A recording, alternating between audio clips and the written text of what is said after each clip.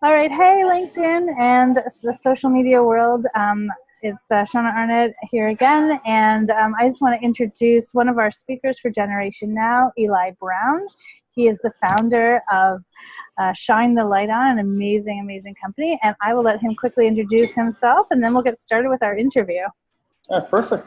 Yeah, happy to be here today. I'm really excited for Generation Now and can't wait to see everyone there. My name is Eli Brown, founder and CEO of Shine the Light On. Shine the Light On is a clothing company designed to raise awareness for mental health. And what we do is we use thought-provoking designs to spark conversation and build community. And for every item sold, we donate a percentage of proceeds to nonprofit organizations across the world. That's so awesome. I love your mission and I love your vision, and I think the more people learn about you and what you're doing, they're going to be super inspired. So awesome. Well, I guess what I'll do is I'll just kind of jump right into our questions.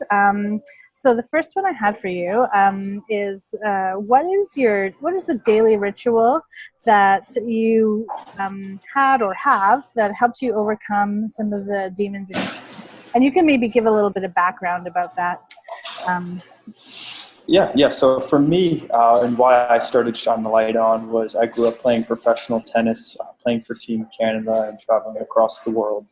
But when I was, about 18, 19, 20 years old, through those years, I struggled with drug and alcohol addiction due to some traumatic experiences that happened to me at the age of 14. And through those years using drugs and alcohol, it started to create a bunch of other problems, struggling with depression and anxiety. And, when I was going through that, I never felt comfortable reaching out for support or for help. So when I came through the other side of that, I wanted to create something that would give back to the community that helped me. And, thought that clothing would be the best way to do so, as I really wanted people to be able to wear their hearts on their sleeve and feel comfortable sharing their stories. And the thing that I did during my treatment and the thing that I do every morning now is wake up super early, sometimes 5:30 most days, and I work out, run for a couple miles, and that's kind of the thing that is my morning ritual, other than the coffees that I have as well. But, those are the always work out every morning, run on the treadmill, and that kind of gets me going for the day. That's awesome. I think coffee is also the fuel for a lot of other entrepreneurs and business people. Yes, it's a key part of success. Yeah, that's awesome. And yeah, working out, I think that's such an important ritual that I haven't fully embraced myself, but should. Yeah. Anyway, awesome. Okay, well, I guess the next question is, what is the pain point that became so great in your life that sort of triggered you to get out of bed every day and start a business and continue working on that? For me, going from me, struggling for years with depression and anxiety and going through years of drug and alcohol abuse, when I kind of came to my rock bottom and I was able to sober up and kind of look at where my life was and where it was that day, waking up in a treatment center, going from a professional athlete to there, that was kind of the point where I was like, something needs to change and I need to get my life back on order. And it was that really helped me motivate me to search Shine the Light On, and that's what motivates me every single day to continue to push forward. And also I'm lucky enough that the work that I do has a great social giving aspect of it. So I know when I'm waking up early and I'm putting in long hours and my whole team's working super hard, it is for a good cause, and it's all designed to help other people. So when times kind of get tough and everyone starts to get tired and the coffee starts wearing off, that's the thing that really motivates myself and my whole team. That's awesome. I truly love the giving aspect of your mindset and of your business, and I think that was one of the things that intrigued me about what you do, and also appealed to me to have you as a speaker, because I truly believe that success starts with giving, and I think that that's a great opportunity to share that message. So. Yeah, it's been exciting, and working with all the different nonprofits around the world, it's opened my eyes up to a bunch of different communities and a bunch of other things that are going on, and it's just been incredible to see that side of the world and the social giving aspect of how communities come together, and people from all different backgrounds and races just kind of join together to end something that's hurting so many people. Yeah, that's true. There's so many things out there that are happening just all the time. It seems, things that come up that are like, disasters, but also like ongoing crises that, affect people daily. And yeah, it's awesome when you do see communities come together. I totally agree. So awesome. Okay. So next question. What types of activities did you and do you currently do to scale your business up as fast as you have? And maybe you can give a little bit of insight into that for everyone, just so they kind of understand how massive your operation is. Yeah, so we launched Shine the Light on May 12, 2016. And from then on, we are now in 1,000 stores across North America. I'm launching in all of Europe, especially the UK, Australia, and New Zealand, and probably in the next 4 to 5 months we'll launch in Asia as well. So it's definitely been a crazy year and a bit for us. And the thing that I always did to help scale was, first I surrounded myself with a great team of people, and people who are very different than myself. I didn't want either people there who were kind of like me. I wanted, some financial people, some marketing people, everyone from a different background that we could take everyone's strengths, but also just letting it happen organically. It wasn't forcing stuff. It wasn't forcing a launch in California or Texas or wherever in the U.S. We were deciding on going. Every piece of growth that we had was just organic from stores or people in the area reaching out to us. And I think that was kind of the key to us successfully scaling, was we never put ourselves in a position that would hurt our cash flow, or would hurt our shipping, or hurt our production, or hurt the quality of our product. Everything that we did was very carefully planned and happened. I mean, it did happen quickly, but it happened in a smart enough way that it was very easy for us to work on. Yeah, I think that's like such an essential part of strong leadership, is to know what your strengths and weaknesses are and surround yourself with those right people who, accommodate for those weaknesses and match your strengths and support you in those things.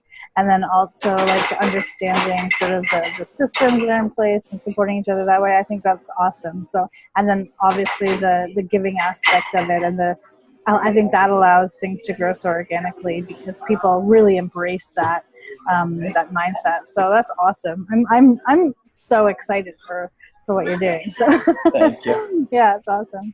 Yeah, I mean, I think the only quality that I was looking for in team members that I wanted similar to myself was that the charitable side of their personality and the social giving side. Didn't care where they came from, if they graduated school. It really, that stuff didn't impact my decision on hiring people. It was strictly, are they hardworking? If the answer was yes, they would get hired. If they had a social giving aspect of their life, if they, volunteered, if they did community service every month, and that's something that all employees at Shine the Light on do. Everyone's required to do 5 hours a month of community service. And those are the qualities that I was looking for. I don't even think once I picked up a school transfer. Oh, that's amazing. I love that. Well, and it's true, right? You can always train skills, but you can't train a mindset or a belief system or an attitude, right? So That's awesome. And I love that. Like, and I mean, just having people around you with those qualities, I'm sure has just, edified you as well, and sort of helped to build your company and build up your mission and vision too. So that is always good. That's awesome. I love that. Okay. Just sort of getting through here. So we're almost done. Do you think, now this is a question I like to ask lots of entrepreneurs, do you think it's possible for anybody to be an entrepreneur? Yes, but to be a successful one, no. That's a good answer. To be honest, it's easy. It's the only quality that I truly believe separates good ones from bad ones is drive, and the desire to push through. Because most of being an entrepreneur is about being rejected. I remember my first week of sales, going door to door, into samples to stores. I got 150 no's in my first week, and 200 the following week. But 7 yeses during that 2-week time. And it really just takes going out in the middle of winter, going door to door with a box, talking to people, getting rejected, and the desire to persevere. And I really think that's the quality that separates an entrepreneur and a battle. Also, I mean, because it's really not terribly difficult. And I mean, I wish there were like certain aspects that like you kind of have to check mark to become a strong entrepreneur, but it's really just hard work and 16, 18-hour days, and then once it's launched, then another 16, 18-hour days. It's just, it doesn't stop. And the people that I see doing well are the ones staying in on a Friday and Saturday night, not going out, and just staying home and working. And the ones that I see kind of go out of business in the first 2 years are people who, work hard Monday to Friday, but once the weekend hits, they kind of go on holiday. Yeah. Do you think that shifts over time as you become, more successful? You kind of like ebb off a little bit and allow yourself a bit more freedom to have that and sort of make up for it in later years? Or do you think you'll always work as hard as you do now? I think I always will. I mean, I think that the only thing that changes is kind of as the business grows and more people get hired. I am able to take a day off every once in a while. I mean, there's always work that's going on, emails, phone calls, but literally sitting down somewhere in the factories, throughout the year, hiring the production managers and up to 130 employees now. That's given me some downtime, but normally that downtime gets filled up with other things.